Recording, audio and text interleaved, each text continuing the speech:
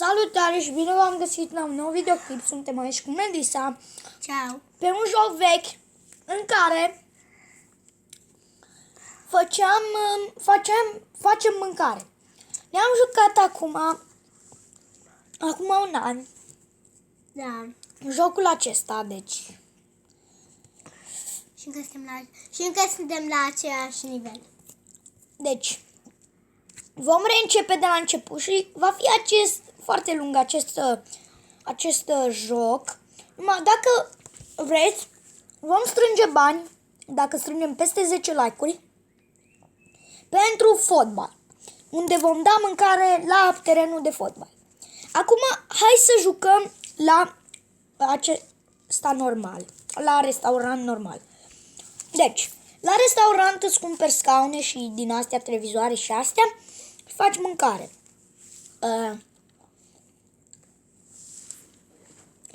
Facem. Ok, deci încă n-a venit nimeni. Să pregătim Cafea.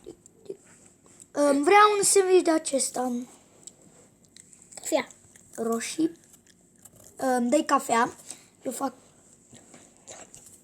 Stai un pic, Anabel, stai un pic. Eu? Dă-i cafea. Eu trebuie să-i fac la ăla. Da, deci ne-am cumpărat aparate și magazin. De asta o să vină mai multă lume. Da. Ketchup. Da, domnul acesta. Dă-i cafeaua. Prăjiturică, nu avem prăjiturică. Ketchup. Nu avem prăjiturică. Ia banii. Haide. Țac, țac, țac. N-avem prăjiturici, deci Asta am zis eu. lasă. Dă-i lui domnul. Că se supără. Încă nu. Hai, dă-i. Deci dacă vedeți, mâncăm și noi în realitate acum. Haide. Dă-i la asta. Ce Anabel face cu cafelele și cu astea, cu cartofii. Am făcut.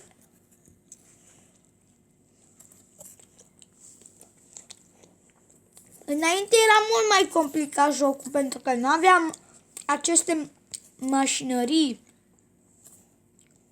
care ne ajută. Și asta ne complica treaba. Până când acum ne-am cumpărat astea, am câștigat încă 400 de bănuți. Aproape 500. Și acum hai să trecem la nivelul următor. Nu ne vom apuca da nimic pentru că avem full. Cam la tot. Și nu ne trebuie. Trecem la nivelul 2. Sper să vă placă, să dați like și să vă abonați. Și vom mai face videoclipuri cu acest joc. Noi aici aveam astea. Hai să spunem astea. Asta era cel mai fain, nu? Opa. Asta e normal. Ok. Ce Cafea. dorești? O cafea? Le avem. Cafelele se fac automat. Asta e foarte fain. Hamburger. Țac, țac. Avem tot deja. Să punem și cartofi. În caz de vrea cineva, dar nu vrea nimeni. La nivelul acesta. Scoatem. Până când vii la anul și la secole. Spune măcar nu cu roșii. Da, cafeluță. Doar cafele vrea lumea aici. Avem. Nu avem prăjitură. Avem prăjitură. Prăjitura, dacă vedeți, costă un diamant. Da. 5 prăjituri, un diamant. Vezi? Mamă, de-abia ce au venit direct, au și primit. Ce doamne. Punem și cu saladă. Da, de ce ai venit și ai și primit. Mamă, dar nimeni nu vrea altceva decât hamburgerul ăla și cafea. Da. Și prăjitură. Mult. Da. Sper să dați like. Aveți și clubul de pe TikTok. Cafea. Adică nu de pe TikTok, clubul de pe Brawl Stars, de fapt. Gata nivelul. Clubul de pe Brawl Stars, avem un club pe Brawl Stars. Mai aveți și să dați follow pe TikTok. Și clubul de pe Brawl Stars, să nu uitați, suntem 10 până acum. Au ieșit 2 prieteni, dar o să le zic să intre înapoi. Se numește Rapizi cu un I și cu R mare. Pe TikTok eu mă numesc Creativ 2. Acum hai să trecem la nivelul 3. L-am făcut deja, nu mai facem o dată. Și dacă vă plac aceste videoclipuri cu Melissa, să dați like și să vă abonați la canal. Și dacă vreți să vă ajut cu ceva, scrieți-mi în comentarii că pot să vă ajut cu orice vreți voi. Toată lumea vrea doar asta. Hamburger. Cafea. Cafea. Da, eu. Mi-e fac doar Da, hamburger. avem. Ok, ce vrei? Alo, pompieri! Deci, sper să vă placă videoclipurile noastre. Și dacă mai vreți Repede. videoclipuri cu Melissa, scrieți în comentarii. Dar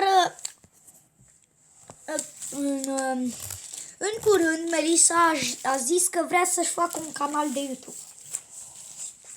Da. Și și-l va face și să dați like și să vă abonați și pe canalul ei când și-l va face. Ok, doar atâta vrea lumea. Nu poate nimeni să iei altceva decât hamburger ăla. Prea ușor. Lume, de ce luați același lucru în continuu ziua asta, zilele astea, ce se întâmplă? Doar astea știți să luați. 4. Dacă vreți să facem în videoclipul următor, dacă strângem peste 5 like-uri la acest videoclip, sigur că ne vom juca mai încolo și vom strângem bani dacă strângem peste 5 like-uri ca să jucăm la fotbal și să dăm mâncare la fotbaliști sau la ce-o fi acolo. Eu încă Și la barcă. spectatori. Va fi și barca care încă nu putem, ne trebuie level mai mare. Avem level 9 și hai să vă arăt cât de greu a fost la un nivel mai mare.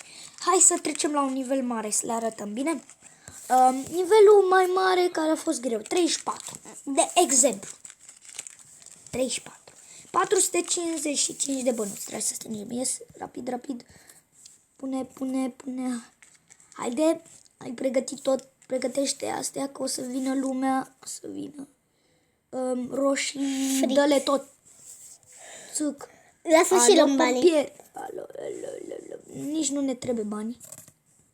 Vedeți cum vine acum lumea? De cafea. Cafea. Acum e mult mai complicat, las că e automat și ne dă timp. Nu-i lua. Ca să ne dea timp. Ne dea timp. Bun, acum ne-a dat timp. Ai făcut frit. Ok, acum vine lumea. Vezi? Ne-a dat timp. Dă-i Friuță. frit. De 2 frit. Dă-i frit. Ok, hai. Frit. Ce-i dai? Frit. Acum hai să mai pregătim o dată. Așteaptă. Că vine lumea, vin băieții grei și astea face. Repede. Haide. Salată, roșii, Frit. frit. Haide, că e complicată treaba.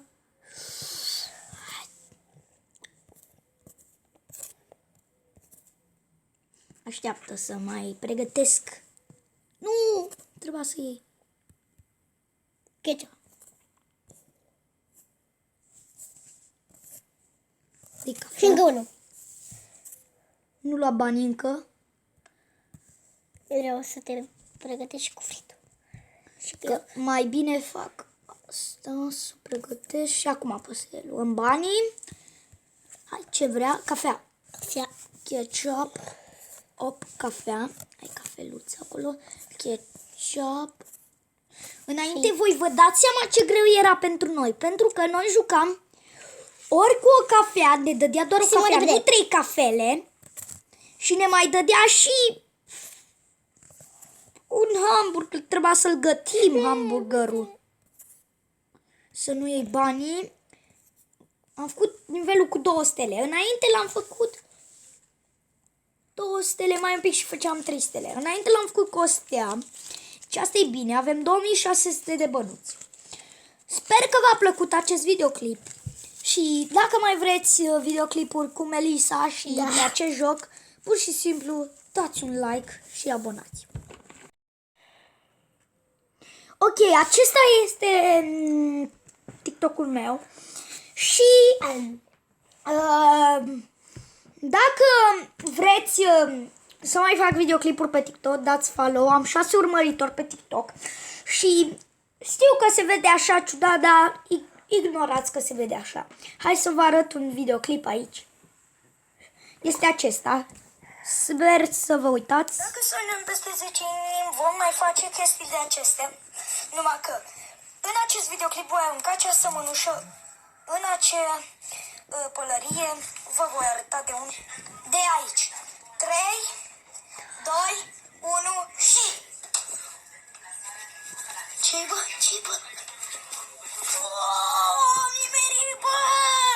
Salutare! În acest videoclip... Ați văzut? Da? Bun, și cam atât a fost cu tot videoclipul acesta lung și vă voi zice pa, pa. Cu Melissa. Pa, pa.